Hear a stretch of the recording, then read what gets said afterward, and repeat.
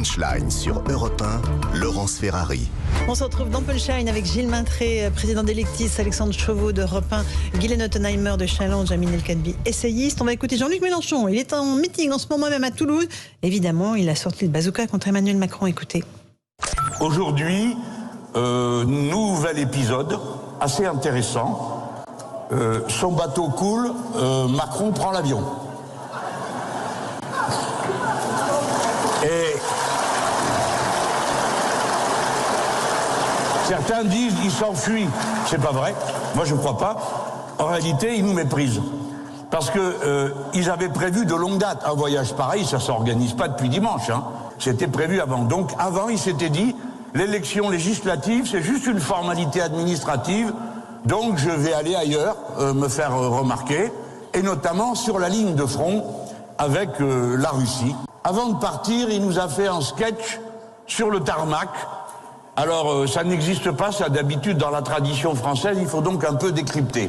C'est la mode à la Trump. Trump était spécialiste de ça. Avant de monter dans l'avion, il insultait tout le monde et puis il montait dans l'avion. Et Trump était son copain à M. Macron. Je veux juste espérer que le président français n'aille pas prendre toutes les mauvaises habitudes de M. Trump. Notamment face à un mauvais résultat électoral. Voilà les punchlines de Jean-Luc Mélenchon. Amine El Kadbi, je vous ai vu réagir. Oui, vraiment, il ose tout, Jean-Luc Mélenchon, en disant qu'il ne faut pas qu'Emmanuel Macron prenne les mauvaises habitudes de M. Trump. Celui qui s'est comporté comme un Trumpiste depuis plusieurs élections maintenant, en contestant le résultat de l'élection, en remettant en cause, pas plus tard qu'hier, pas il y a 2 semaines, 3 semaines, 4 mois, hier, il disait, oui, les votes électroniques, on n'est pas certain de comment ça se passe cette affaire, peut-être qu'il y a matière à contester, c'était du Trumpisme. Quand on remet en cause la légitimité des institutions, quand on ne reconnaît pas le résultat des élections, quand on laisse planer le doute sur une supposée fraude électorale, on se comporte comme un Trumpiste. Donc je vois pas bien là quelle accusation Monsieur Mélenchon peut porter à ce titre. Alexandre Chauveau. On dirait presque un one-man show quand on l'écoute comme ça. C'est assez intéressant d'ailleurs de voir qu'un parti qui appelle à la 6ème République, au changement, a autant le culte du chef comme ça. Après, si on se place d'un point de vue de ses électeurs, c'est plutôt bien joué. Il continue dans sa stratégie d'occuper au maximum le terrain politique et médiatique, terrain délaissé par Emmanuel Macron. C'est plutôt un bon communicant, il a toujours le sens de la formule, les outrances qui vont avec aussi. Hier, il a fait entrer à l'Assemblée les 4 députés de Paris qui ont été, et de Seine-Saint-Denis qui ont été élus dès le premier tour. C'est une force qui va compter dans les prochaines années. Et on le disait avec un ancrage local qui est vraiment en train de prendre racine dans certains territoires. Et ça provoque un petit vent quand même d'inquiétude dans la Macronie, Guylaine.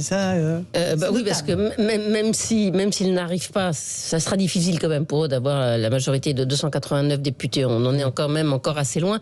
Mais ils vont être très remuants. Et il ne faut pas croire que tout ça, la Commission des finances, une cassure, c'est rien. C'est des moyens, c'est une méthode. Ils vont aller voir les chiffres des impôts total et puis ils vont le décrypter à leur manière. Et déjà que dans notre pays, il y a un sentiment anti-riche, anti-entreprise, anti-capitaliste, anti-mondialisation.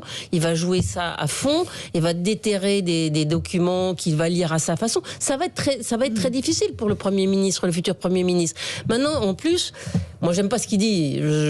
Mais il est assez drôle et il occupe le terrain. Je veux dire, en face, qui parle, on voit personne chez les Républicains, on voit pas chez les socialistes. Marine Le Pen, à peine, elle a un peu, mais elle a du mal en ce moment. On va l'écouter. C'est le seul qui fait un meeting d'ampleur nationale. Absolument, oui, c'est le seul. Donc voilà, il occupe le terrain. Ça fait 3 semaines, 4 semaines, on critique les médias en disant vous lui ouvrez les micros, mais oui, mais il y a lui qui parle, il se passe rien, on marche rien. Non, moi je voudrais compléter la liste effectivement des points de ressemblance entre Trump et Jean-Luc Mélenchon. C'est bien sûr cette contestation des résultats dont on a parlé, ce doute sur la légitimité quand il a dit le président minoritaire, mais ça va beaucoup plus loin. C'est les attaques contre les médias, c'est les attaques contre la justice, les attaques contre la police, le fait de souffler sur les braises de la violence, en légitimant sans le dire, une forme même de violence contre les policiers, puisque cette fameuse affaire de cette suppléante qui elle-même été condamnée pour appeler à caillasser la police. Et ça, c'est du Trumpisme, c'est pas que du Trumpisme, c'est aussi du chavisme. Hein. Je veux dire, c'est le modèle explicite de Jean-Luc Mélenchon qu'il n'a jamais dénoncé. Et qui est effectivement quelqu'un de dangereux sur les libertés fondamentales, dangereux sur la démocratie. Donc, je trouve que voilà, Jean-Luc Mélenchon, c'est bien, il fait rire, mais derrière, la réalité, elle est extrêmement préoccupante. Amine El-Khatmi, effectivement, ça promet pour l'Assemblée nationale, avec un gros groupe à l'Assemblée. Oui, parce que le fait d'avoir un groupe important, effectivement, ça vous ouvre des droits. Il faut rappeler que le fait par exemple, le dépôt d'une motion de censure qui ouvre droit à un grand débat avec un vote, c'est de mémoire 58 députés. Donc évidemment, si vous en avez 150, vous pouvez en déposer ou 200 un certain nombre. Ça veut dire qu'à chaque séance de questions au gouvernement, qui sont toujours quand même suivies par un certain nombre de Français, vous avez là aussi, en fonction du nombre de députés, 3-4 questions, les présidences de commission, des moyens. Enfin, pardon, mais de l'argent, des collaborateurs. Plus vous avez de députés et plus votre groupe peut embaucher des collaborateurs, des juristes, des gens qui vont décortiquer le projet de loi de finances, écrire des questions, déposer des amendements, enfin faire déposer des amendements, écrire des questions écrites. Et donc, effectivement, il y a le risque de voir dans une frange du groupe, parce qu'il faut quand même rappeler qu'il y a des socialistes qui, pour un certain nombre d'entre eux, sont des barons bon teint, tout à fait fréquentables, des écologistes qui, pour certains d'entre eux, peuvent être un peu excessifs. Je pense à Madame Rousseau. Mais c'est vrai que dans l'aile LFI de la NUPES, on risque d'avoir, s'il y a Madame Simonet, Madame Garrido, Madame Obono, Clémentine Caron, Monsieur Guiraud, Monsieur Caron. Monsieur Caron, Aymeric Caron. Ça promet des débats. Et surtout, un blocage de l'Assemblée sur les grands textes. Les règles ont été modifiées, ne permettant plus le blocage comme on avait connu. Donc vous le vous souvenez 49.3. sans doute de la photo de Jean-Louis Debré avec 10 000 amendements devant lui, parce que 10 000 amendements avaient été déposés sur un texte. Ça, ce n'est plus possible. Mais les rappels au règlement, vous avez un certain nombre de droits comme député. Si vous êtes 200, vous les multipliez. Guylaine Ottenheimer. On a eu un quinquennat où le principal opposition, c'était LR, qui avait quand même une position assez ambiguë sur une bonne partie des textes, qui avait la même philosophie qu'eux. Les deux premiers ministres étaient quand même issus de leur rang. On ne peut pas dire qu'ils aient eu une opposition frontale, virulente, pied à pied pendant tout le quinquennat, même s'il y a eu des accrochages, etc. Là, ça va de pied à pied tous les jours, des accusations plus ou moins réelles, ils vont amplifier les problématiques. Et il y a une caisse de résonance, parce qu'il n'y a pas seulement les gens qui regardent les questions à l'actualité, et après c'est dans le 20h, c'est dans les radios du lendemain matin, dans les journaux. Moi je veux dire, il va y avoir une petite musique. Alors, moi si ça se passe au Parlement et pas dans la rue et dans les ronds-points, je suis ravie. Parce que si le peuple peut s'exprimer via ses députés dans une chambre parlementaire, c'est quand même mieux. Voilà, il ne faudrait pas qu'on ait les deux. D'accord. Gilles Maintré. Moi, je ne crois pas au blocage du Parlement. Je n'ai pas dit blocage, j'ai dit... Non, mais c'était pour répondre à Amine El-Khatmi.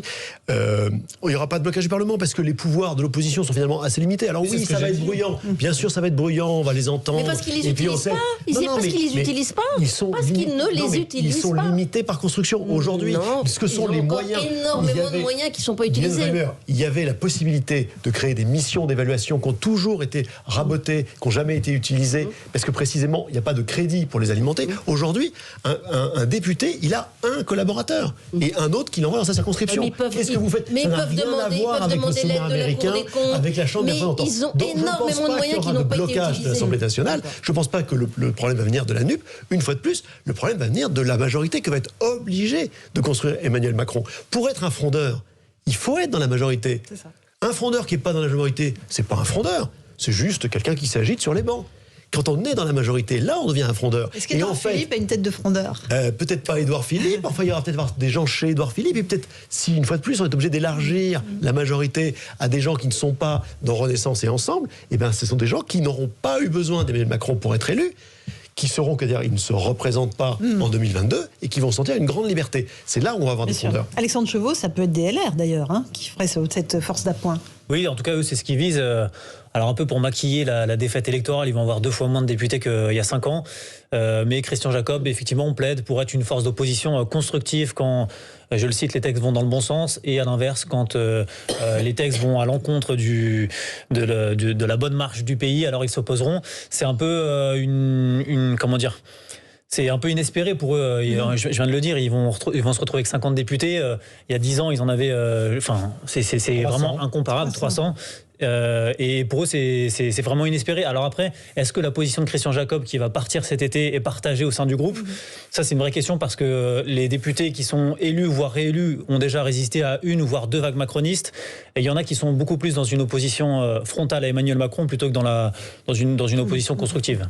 Amine, un dernier mot là-dessus ? Non, je suis d'accord avec ce qui vient d'être dit, d'autant qu'un certain nombre de figures assez radicales, je pense à Julien Aubert par exemple, ont d'ores et déjà été éliminées. Donc au sein du groupe, il y a aussi des positions qui... Plus modérées. Tout va dépendre si jamais il manque 5 voix, 10 voix ou 20 voix, ça change tout. Parce que si c'est 5 ou 10, voilà, une fois de plus, ça commandera. Si c'est tout le groupe LR qui doit arriver, là, il y aura une discussion compliquée au sein des LR. Allez, on fait une petite pause, on se retrouve, on écoutera Marine Le Pen qui parle de cette coalition électorale avec Jean-Luc Mélenchon. À tout de suite.